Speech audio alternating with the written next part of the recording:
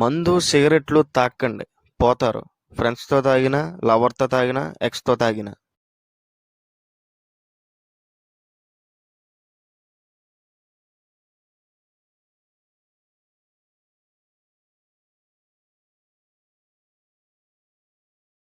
మా నుంచి మాకు దూరమై స్వర్గీయస్తులైన మా అన్న సేర్ల రవికుమార్ గారికి మా ఈ షార్ట్ ఫిలిం అంకితం.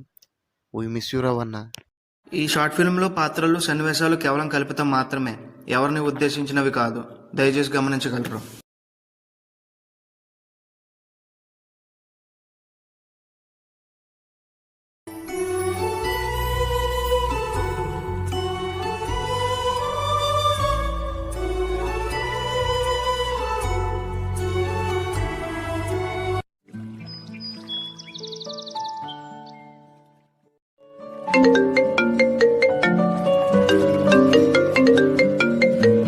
హలో హలో, నువ్వు ఎక్కడున్నా ఇంటికి వచ్చి నీకోసం వెయిట్ చేస్తున్నా. మన పాప కూడా లేచే టైం అయింది. నేను రాను. ఒకసారి నేను చెప్పేది విను. ఇంకొకసారి ఫోన్ చేసావంటే స్విచ్ ఆఫ్ చేసేస్తాను నా మొబైల్.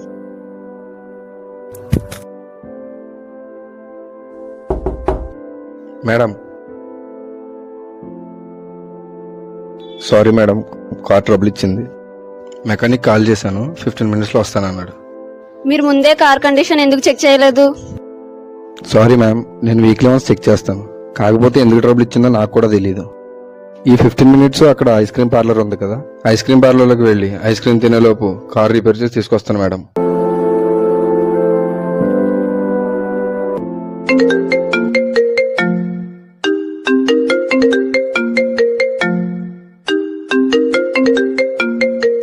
Ma'am, order. కార్తీక్, నువ్వెలా వచ్చావు ఇక్కడికి? నేనెలా రావడం ఏంటి? నాకు అర్థం కావట్లేదు. అది కాదు, మనం చివరిగా కలుసుకొని చాలా కాలం అయింది కదా. బ్రేకప్ అయ్యాక కూడా నేను ఇదే ప్లేస్ లో ఉంటాను అనుకుంటున్నావా? నువ్వెందుకు ఇప్పుడు మన పాస్ట్ గురించి మాట్లాడుతున్నావు? Sir order. నాకేం వద్దు, తనకేమైనా కావాలేమో అడగండి. చెప్పండి మేడం, ఏం కావాలి? Chocolate mountain. 15 minutes టైం పడుతుంది మేడం. ఈ 15 minutes ఏంటో నాకు అర్థం కావట్లేదు. ఈ 15 minutes లో ఏదైనా జరగచ్చు. ఏంటది? అదే, ఈ 15 minutes లో ఏదైనా జరగచ్చు.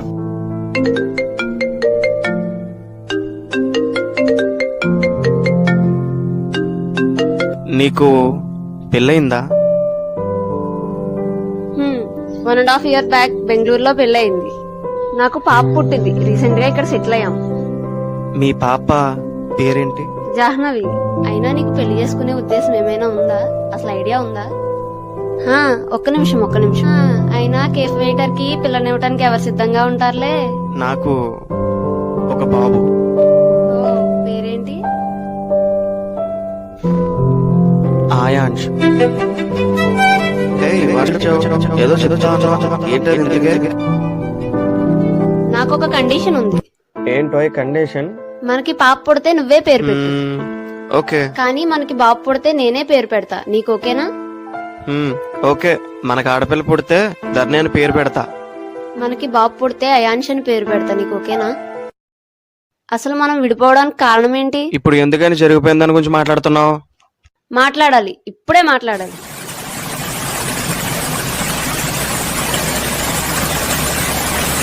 చెప్పు. నువ్వు ఇది చెప్పడానికేనా నన్ను ఇక్కడికి పిలిచావు?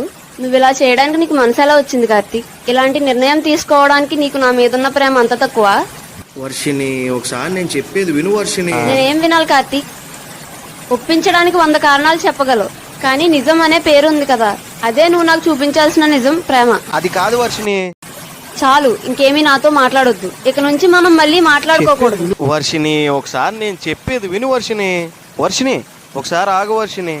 ఒక్కసారి నేను చెప్పేది ఆలోచించు వర్షిని. ఒక్కసారి నేను చెప్పింది ఓపికతో ఆలోచించు వర్షిని, ప్లీజ్. వర్షిని, ఏం చేస్తున్నావు వర్షిని? నీ బర్త్డేకి ఇచ్చిన రింగు వర్షిని. వద్దు వర్షిని. ఆ రోజు నువ్వు నన్ను వదులుకున్నావు. నా జీవితంలో మీ మగాళ్ళు ఎందుకు ఇలా ఉంటున్నారో నాకు అర్థం కావట్లేదు. ఏంటది? ఏమైనా ప్రాబ్లమా? అది నీకు చెప్పాల్సిన అవసరం నాకు లేదు. అయితే ఆ రోజు తప్పు పట్టింది నేనేనా? మనం విడిపోవడానికి కారణం కూడా నేను మాత్రమేనా? యా, అవును. నిజంగానా? అవును. షూరా? అవును. నిన్ను వచ్చి మా నాన్నతో మాట్లాడు అని అడిగాను, కానీ నువ్వు నేను మాట్లాడలేను, మా ఊరు వెళ్ళాలని చెప్పావు. నువ్విప్పుడు కూడా దాని గురించి మాట్లాడట్లేదు, ఎందుకంటే తప్పు చేసింది నువ్వు కాబట్టి. ఇప్పుడు కూడా గతం గురించి మాట్లాడకూడదని చెప్పి దూరంగా వెళ్తున్నావు. నీకు అసలు నా మీద ప్రేమ లేదు కార్తీక్. నన్ను అలా వదిలేయడానికి నీకు అంతకు మించి కారణం ఏముంటుంది చెప్పు. అమ్మ చనిపోయింది వర్షిని.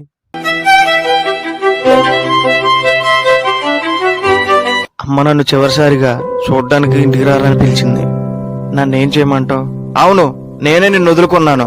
ఆ రోజు జరిగిన దాని గురించి మాత్రమే కాదు, ఇప్పుడు మాత్రమే కాదు, నువ్వెప్పుడు ఎవరిని అర్థం చేసుకోవడానికి ట్రై చేయలేవు. నువ్వేమనుకుంటావంటే నువ్వు చెప్పిందే రైటు, నువ్వు చేసిందే రైటు అనుకుంటావు, నువ్వు ఆలోచించిందే నిజం అనుకుంటావు. ఇప్పుడైనా వేరే వాళ్ళు ఎలాంటి సిచ్యువేషన్లో ఉన్నారో ఆలోచించావా?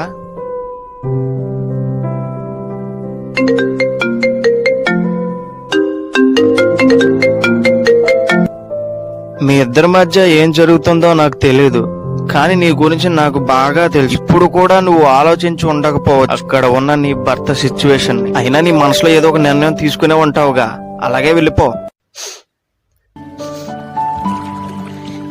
వర్షిని, ఏడవక వర్షిని. వర్షిని, కన్నీళ్ళు తుడుచుకో వర్షిని. ఇదంతా అప్పుడే నాకు ఎందుకు చెప్పలేదు? నీకు చెప్పడానికి నువ్వు ఎక్కడైనా నాకు స్పేస్ ఇచ్చావా?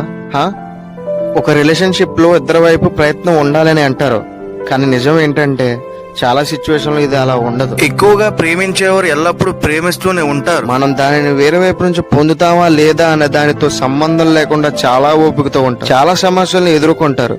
అది మనం ఇష్టపడిన వ్యక్తి కోసం. నేను విలన్ని కదా, ఇదంతా నా వల్లే. నువ్వేం చెప్పావో అదంతా నిజం కార్తీక్. నేను వేరే వాళ్ళని అర్థం చేసుకోలేను, ఇదిగో ఇప్పుడు కూడా. నువ్వంటే నాకు చాలా ఇష్టం వర్షిని. నువ్వు నన్ను ఎప్పుడు అర్థం చేసుకోలేకపోయినా నా కోసం నువ్వు ఎప్పుడు ఏ త్యాగం చేయలేదు. నీకు నచ్చిన వాళ్ళ విషయంలో నువ్వు ఎప్పుడు మార్పు లేనట్టు ఇప్పటికీ కూడా నువ్వు ఇలానే ఉన్నావు. మేడం, కార్ రెడీ అయింది, వెళ్దామా?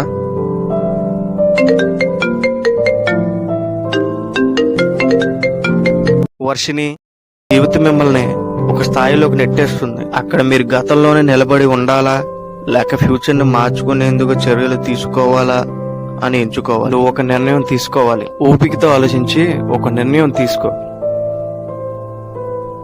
గొడవ పడడానికి 100 కారణాలు ఉండొచ్చు, కానీ పరిష్కరించడానికి అతనిపై నీకున్న ఒక్క ప్రేమ చాలు. మ్యామ్, చాక్లెట్ మౌంటైన్ బిల్లు కట్టాల్సిన అవసరం లేదు మేడం. ఏ? మీరు మా కేఫ్ ఓనర్ ఫ్రెండ్ కదా మేడం, మిమ్మల్ని పే చేయమని ఎలా అడగగలం?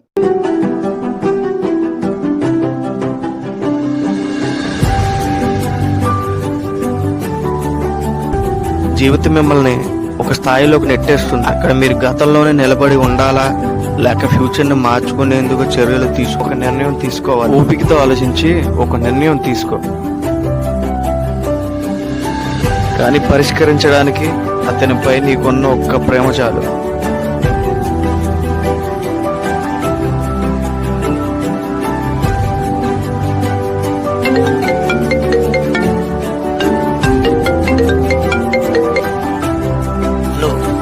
నేను చెప్పేది విను, తొందరపడి ఏ నిర్ణయం తీసుకోకు. Hello, I'm sorry. హే, ఏమైంది? Are you okay? అలా ఏం లేదు, ఐఎమ్ ఫైన్. సరే, ఇప్పుడు ఎక్కడున్నావు? ఇంటికి వస్తున్నా, 15 minutes.